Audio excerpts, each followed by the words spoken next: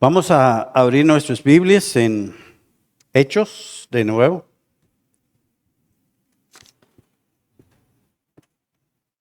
Hechos, capítulo 6.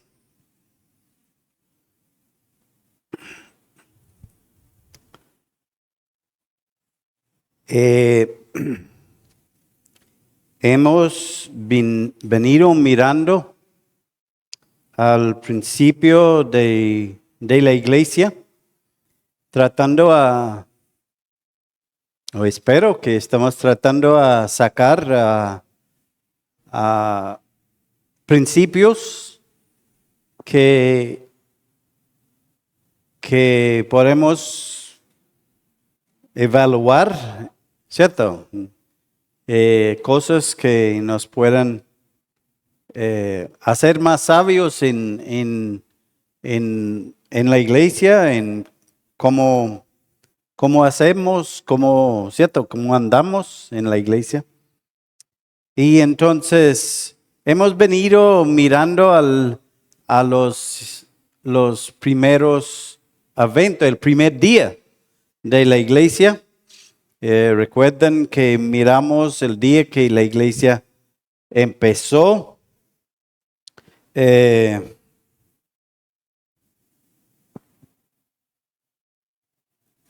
Y encontramos que los creyentes unánimes, de la misma pasión, vemos que el Señor salvó a las personas, ellos creyeron en Jesús, pero de uno fueron bautizados. Ellos, la iglesia primitiva practicaba el bautismo cuando creyeron en Jesús y vimos un evento de 3,000 personas bautizados. No solamente fueron salvos y bautizados, pero perseveraban, seguían. Tan triste es cuando vemos una persona que declara haber creído en Jesús y a los días, ¿dónde está el hermano fulano o la hermana fulana? Y uno va y les busca y les habla no, estoy bien, que no sé qué, no sé cuánto y todo bien, ¿cierto? Pero nunca volvemos a ver nada de ellos. Pero esos creyentes perseveraban en la doctrina, en la enseñanza de la Escritura, perseveraban en la comunión de los hermanos, en el diario vivir como creyentes, y perseveraban en la celebración de la Cena del Señor, como hacemos en esta mañana, y también en la oración. ¿Cierto? Qué bueno que podamos ver el mismo número de personas aquí en esta mañana en la reunión de oración. ¿Sería chévere? Estamos callados. ¿Cierto? Hermanos, les animo. Esa iglesia primitiva perseveraba en la oración. Pensando en el tema de doctrina, hay 3 cosas fundamentales, aunque no me gusta la palabra fundamental tanto, pero me entienden. 3 cosas que tenemos que guardar. Y el primero es que la Escritura. La Escritura es la infalible, inspirada palabra de Dios. ¿Creemos eso? Aquí en esta mañana todos nosotros creemos que este libro que tenemos en nuestras manos es la infalible, inspirada palabra de Dios. Y no solamente es esto, es la única autoridad que tenemos de Dios para nuestras vidas. Es la única autoridad que tenemos. No, pero es que hay un libro por allá que está bueno y este sí es. No. Esa es la única autoridad que tenemos. ¿Estamos convencidos de eso? Espero que todos aquí en esta mañana están convencidos de ese punto. Si no, yo estoy seguro que usted no va a quedarse mucho tiempo acá. Porque esta palabra es inspirada por Dios y útil para enseñar, para reguir, para corregir en justicia, a fin de que nosotros, los hombres y mujeres de Dios que han creído en Jesús, seamos perfectos, enteramente preparados para toda buena obra. Segundo punto, el hermano Olmey habló un poquito, tocó un poquito el tema por la mañana, del Señor Jesucristo es el Hijo de Dios y por ende es Dios. En nuestra cabeza no cabe, ¿cierto? ¿Cómo es que hay Dios Padre? ¿Cómo es que Dios Hijo, Dios Espíritu? Pero eso es lo que encontramos en la Escritura. Hay los que, el hermano Olmey mencionó, hay los que nos dicen que es un Dios, que Jesús es un Dios y un Dios minúscula. Pero la Escritura nos revela que el Señor Jesucristo es uno con su Padre y el Espíritu Santo también. Y el tercer punto que es tan importante es el nuevo nacimiento. Para entrar, dice la Escritura, para entrar el reino de Dios, dice el Señor Jesucristo, ¿qué debe hacer? Nacer de nuevo. No hay otra manera en que usted puede llegar a la presencia de Dios, al reino de Dios, si no has nacido de nuevo. No, pero es que yo me fui bautizado, yo he hecho esto, yo he hecho tantos cursos de discipulado, yo he tenido un ministerio, Dice el Señor Jesucristo, el que no naciere de nuevo, no puede ver ni entrar al reino de los cielos. Hermanos, esos 3 puntos, si nosotros salimos de esos 3 puntos, y aún si empezamos a salir de uno, al final vamos a abandonar los 3. Y esos son el centro de nuestra doctrina. El Señor Jesucristo es el Hijo de Dios que vino al mundo, se encarnó. Cantamos ahora por la mañana en la cena. Nuestro Emmanuel, Dios con nosotros. Las Escrituras, eso es lo que tenemos en nuestras manos. Y el nuevo nacimiento son fundamentales a la doctrina que practicamos. Y eso es lo que la iglesia primitiva enseñaba. Eventos sobresalientes. Hemos visto que los creyentes sobrevino sobre ellos temor cuando empezaron a ver la obra del Señor entre ellos, maravillas y señales. Y esto los animó, los unió, los juntó más. Y termina el capítulo 2 diciendo que el Señor añadía cada día a los que habían de ser salvos. Qué cuadro muy bonito, ¿cierto? De ver una iglesia donde la gente cada día llegaron a conocer al Señor Jesucristo. Y la iglesia, esa es la parte triste, ¿cierto?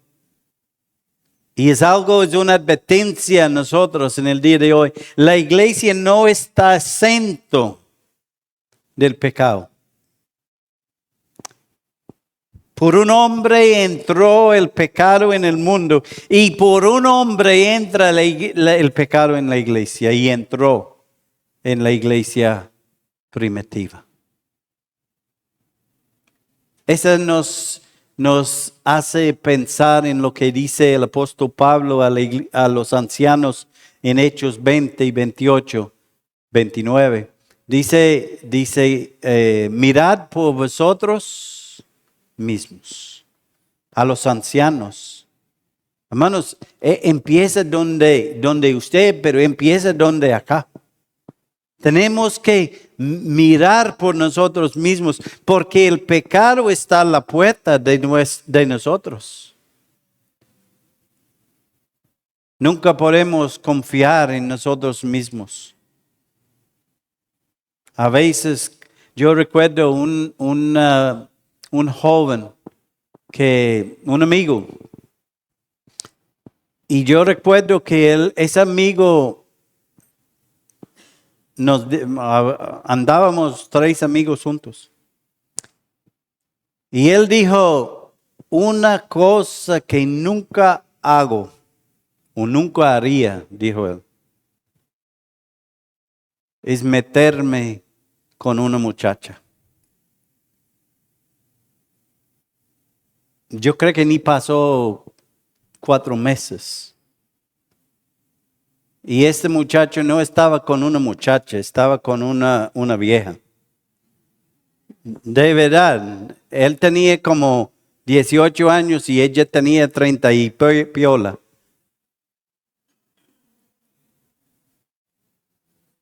Y toda su vida ha sido lo mismo, hermanos. Está en es como la mujer samaritana, ¿cierto? Él ha tenido más mujeres que ella hombres. Y por lo menos 2 matrimonios. Somos pecadores salvos por la gracia de Dios. El último estudio miramos que el libro de Hechos es un libro histórico. Empieza con la ascensión del Señor Jesucristo, cuando Él se apartó de ese mundo. Los ángeles dijeron, 2 ángeles aparecieron, 2 hombres vestidos en blanco.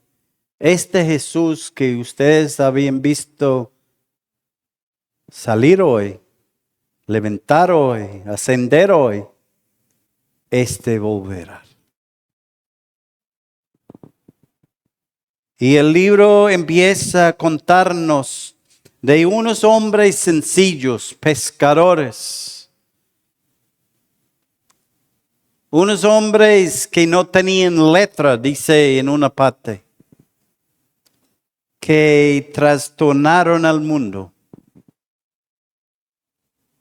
Y comenzó la iglesia a extenderse. Y en Hechos tenemos los primeros 40 años de la iglesia. Escuché en esos días de una congregación que está cumpliendo 40 años. Aquí en Tuluá estamos pasando, el hermano Eduardo tendría la fecha exacta, pero es como 33 por ahí, me imagino. Años de existencia acá en Tuluá. Y más o menos este es el tiempo que estamos mirando, ese tiempo de la iglesia.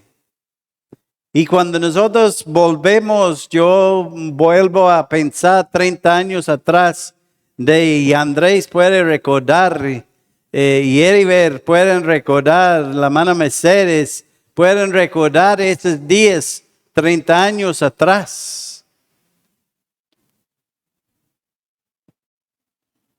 Y podemos ver la iglesia ha crecido, pero no como la iglesia de Jerusalén. Pero Hechos nunca termina. Nosotros estamos hoy escribiendo de la iglesia que Cristo empezó. Vamos a leer, la semana pasada o el estudio pasado mencionamos de ese hombre que pecó y después de él la persecución de la iglesia primitiva en capítulo 5, pero los creyentes se mantenían unánimes. Pensando en apóstol Pablo decía, yo sé en quién ha creído y estoy seguro que es poderoso para guardar mi depósito para aquel día. Esos creyentes sabían en quién habían creído. Hermanos, necesitamos nosotros tener la certeza hoy de en quién hemos creído. No en lo que hemos creído, pero en quién hemos creído. Porque usted no es salvo por creer una doctrina, por creer en algo. Usted es salvo por haber creído en una persona, el Señor Jesucristo. Hermanos, tengamos la certeza de en quién hemos creído, no en qué hemos creído. ¿Hay una diferencia? Claro que sí, ¿cierto? En quién hemos creído. Y ellos habían creído en Jesús y esto les ayudó a mantener la firmeza, el ánimo, unánimes. El hermano Olmey nos habló de la unidad por la mañana y me llamó la atención que en Juan 17:20, donde él leyó, nos dice que el Señor en su oración dice que sean uno como usted y yo, que sean uno en ¿quién? En nosotros, dice el Señor. Que sean uno en nosotros. Hermanos, la unidad nuestra no es porque somos buenos amigos, porque somos compinches del tiempo pasado. Somos unidos porque estamos en Cristo. Y hermanos, si nosotros miramos a eso, miramos la cosa, vamos a ver el asunto muy distinto, como de compinches. Somos unos en nosotros, dice el Señor Jesucristo, hablando de Él y su Padre. Versículos 11 a 14, temor vino sobre la iglesia y sobre los que oyeron. No todos eran creyentes, todos unánimos, los creyentes y los oyentes, ahí, los que estaban ahí como simpatizantes. Y los demás, dice los demás, los que no querían nada que ver aquí, los que no eran creyentes ni oyentes, los alaban, aunque tenían miedo de juntarse con ellos. No era porque ellos estaban como viendo un poco de locos allá. Es porque tenían miedo de meterse allá, porque ese lugar ahí es serio, es una cosa seria. Este no es un club. Ahí es serio, ahí hay, mire, dos tipos ahí, un señor y su mujer. Ellos mintieron y cayeron muertos ahí en el suelo. Yo no quiero nada que ver con eso. Esa gente son serios. ¿Cierto? ¿O no? Pero me llama la atención. Y gran número creyó. Aunque la gente tenía miedo, de temor de llegar, el Señor seguía salvando esas almas. Una obra del Espíritu Santo.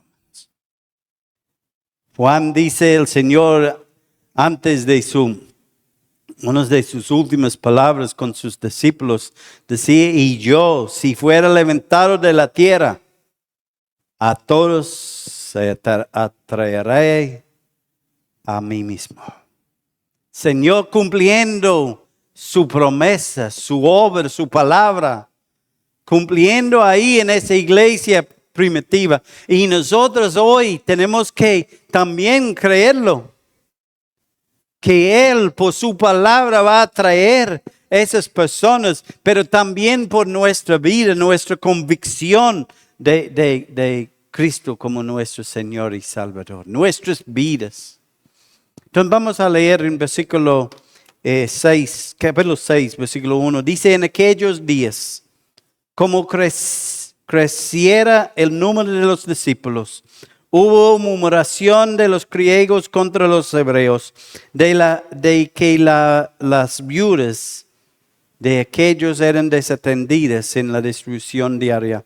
Entonces los 12 convocaron a la multitud de los discípulos y dijeron, no es justo que nosotros dejemos la palabra de Dios para servir a las mesas. Buscad pues, hombres, hermanos, que de entre vosotros a 7 varones de buen testimonio, llenos del Espíritu Santo y de sabiduría, a quienes encarguemos de este trabajo. Y nosotros persistiremos en la oración y el ministerio de la palabra.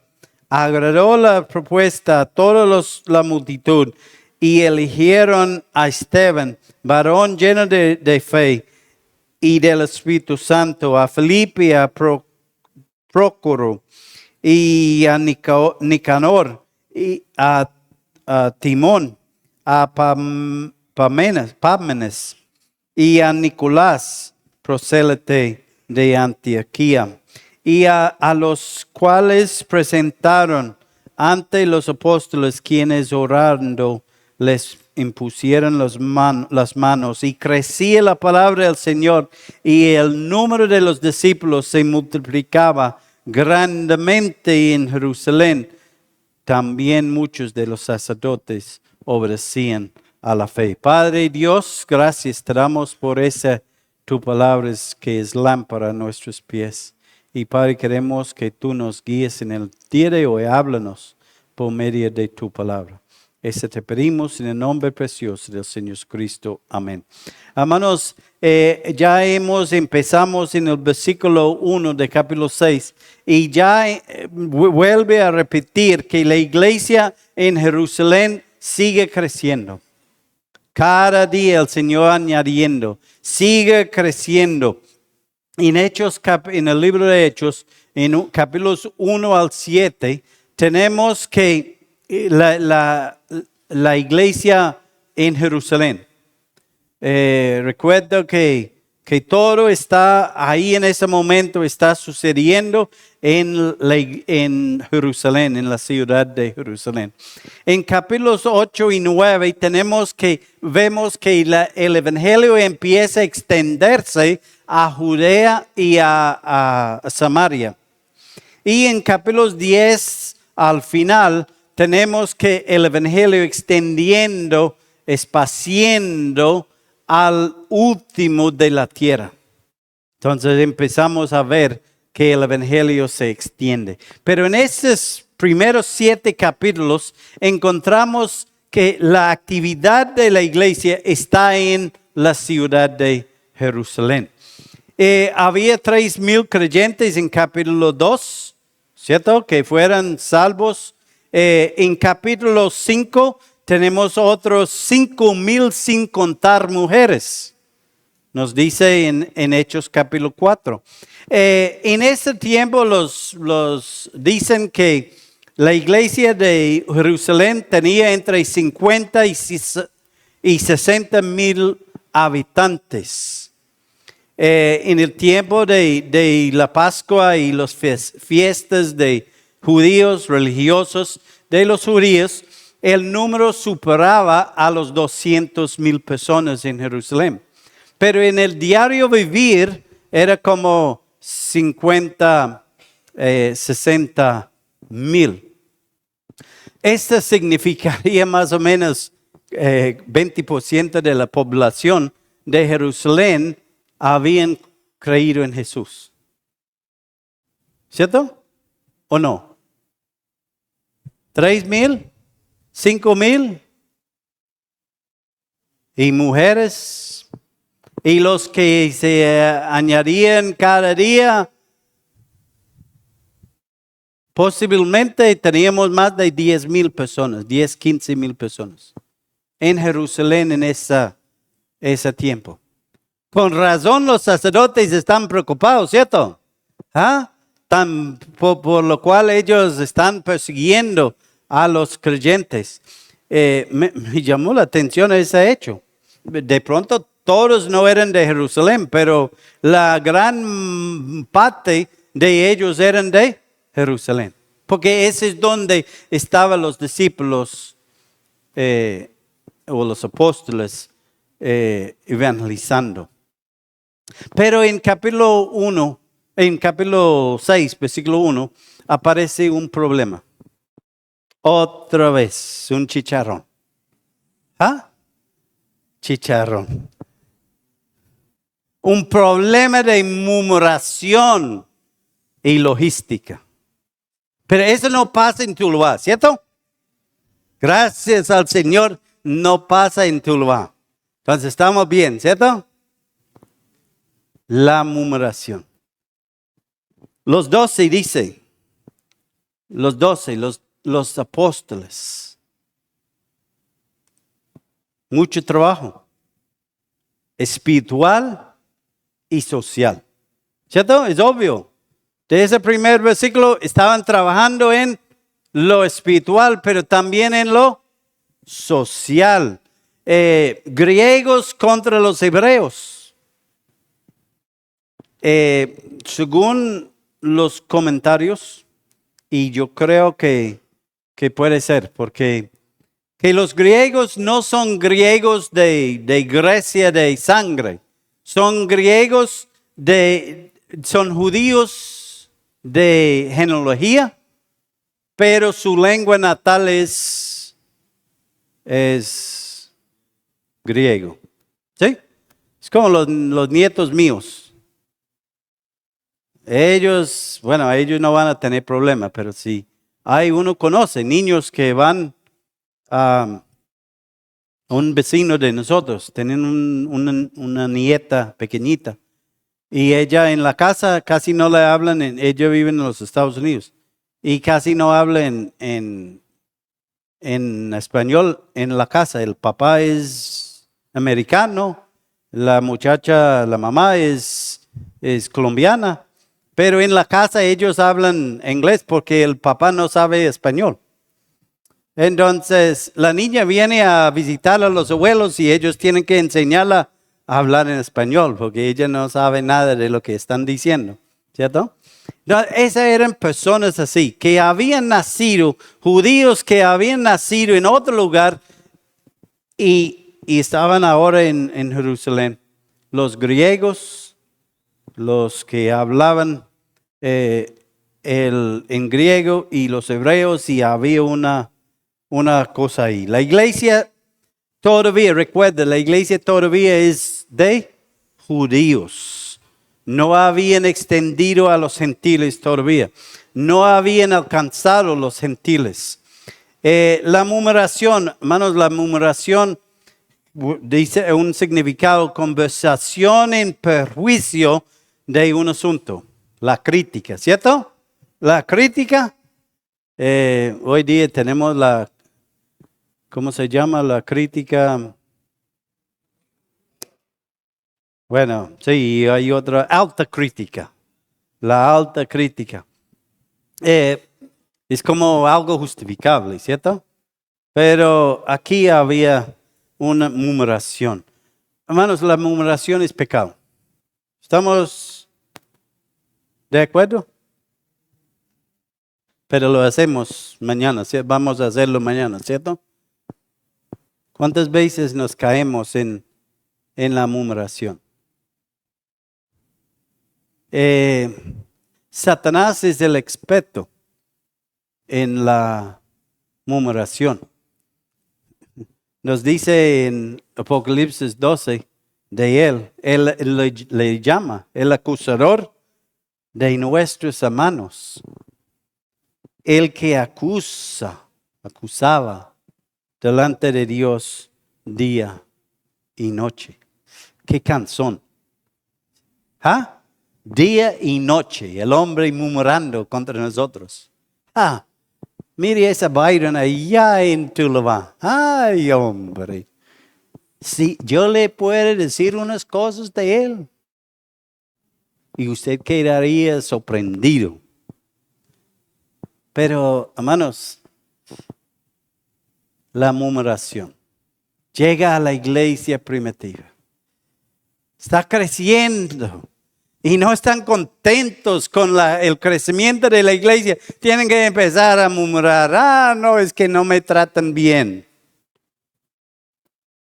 En el Antiguo Testamento, la palabra murmuración es ligada con la calumnia. Hablar mal, infamar.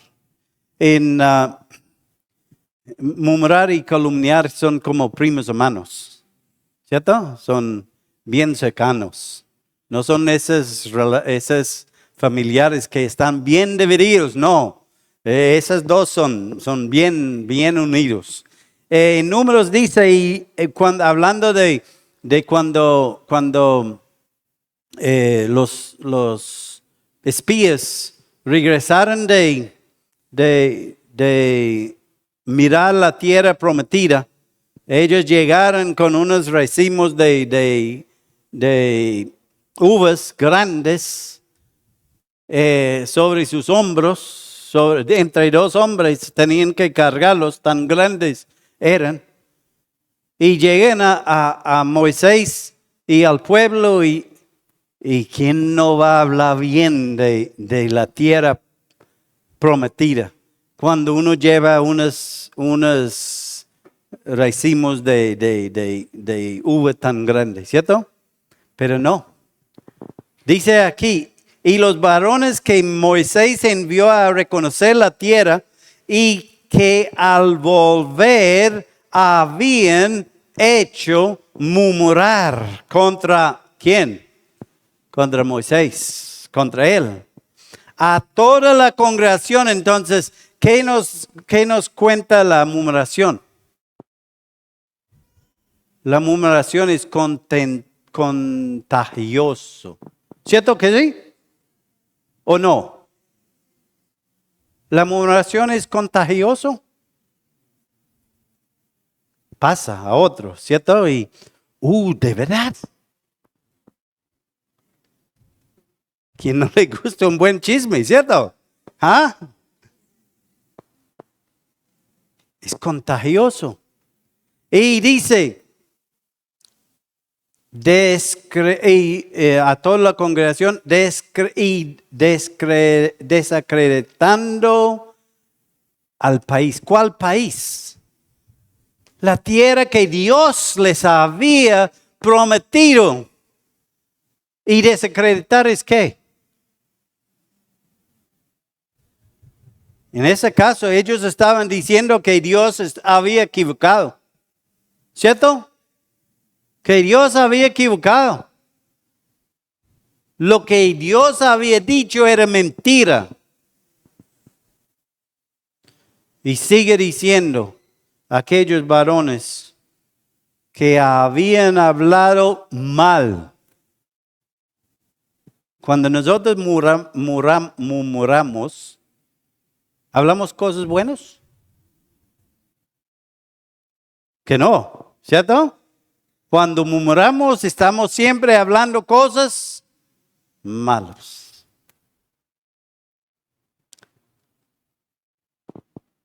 De la tierra que Dios les había prometido. Pero Dios no dejó la cosa ahí. Me tiembla pensar en eso. Si Dios fuera castigarnos como Él castigó el pueblo de Israel en aquel tiempo, ¿dónde estaríamos nosotros hoy? ¿Cuántos de nosotros estaríamos aquí? ¿Cuántos estaríamos en el cementerio? ¿Sí? Un cajón en la casa guardado por las familiares. Hermanos, es serio. Y eso es lo que hicieron. Ese es uno de los ejemplos que podemos sacar del pueblo, de esta iglesia primitiva. Dice el salmista, dice, sean gratos los dichos de mi boca. Sería una buena oración, ¿cierto? Cada mañana, Señor, sea gratos los dichos de mi corazón. ¿Cuáles dichos? ¿Cuáles dichos? Todos. ¿Cierto? Todos.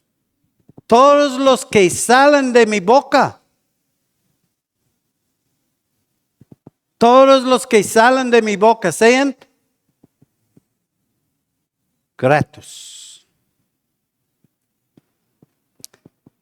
Efesios 4:29 nos dice, ninguna palabra corrompida salga de vuestra boca, sino la que sea buena para la necesaria edificación, a fin de dar gracia a los oyentes.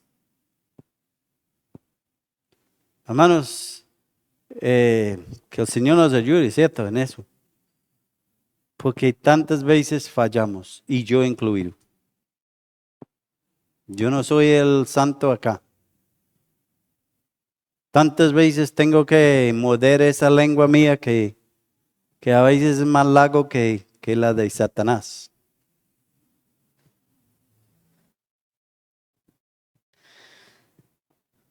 Lamentaciones dice, todos nuestros enemigos abrieron contra nosotros su boca. ¿De quién es la murmuración? ¿De quién es la murmuración? Según el versículo. Del enemigo. Ah, no, pero nosotros aquí no somos enemigos. Ay, mi hermano. ¿Cierto? Pero ¿cuántas veces hablamos mal uno del otro? De murmurar, calumniar, acusar es de un enemigo. Entonces, si yo estoy hablando mal de uno, murmurando contra otro, ¿qué estoy manifestando a esa persona? Que soy su enemigo. ¿Así es o no? ¿Es así o no? Sí, hermanos, es así. Hay un coro. Lo puse ahí, creo que está en la lista. Es un coro que cantábamos como niños. Y dice, oh, cuidado poquito de hablar. Oh, cuidado poquito al hablar. Porque Dios conmigo está. Y Él todo escuchará. Oh, cuidado poquito al hablar. Es un cántico de niños. Y a veces tenemos que volver a cantar los cánticos de niños, ¿cierto? Y hermano, voy a dejar ahí. Pero búsquelo, está ahí. Yo creo que está ahí. Ah, no, yo lo hice hace poquito. Si está ahí, vamos a cantar como niños. ¿Ah? Vamos a ser niños hoy. ¿Está ahí? O cree que, o cuidado. ¿Sí? Ah, sí, ahí. Vamos a cantar.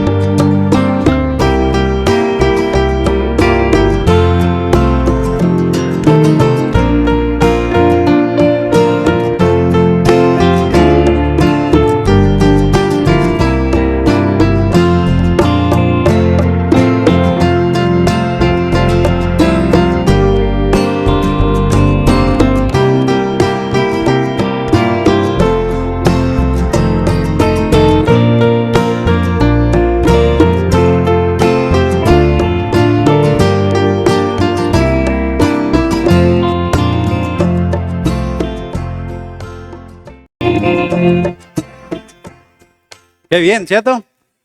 Sencillo. ¿Sentimos como niños? Hermanos, que el Señor nos ayude, ¿cierto? Hermano, pido un hermano que nos encomienda en oración, recordando que hoy por la noche es la predicación del Evangelio, martes, la reunión de oración llena, ¿cierto?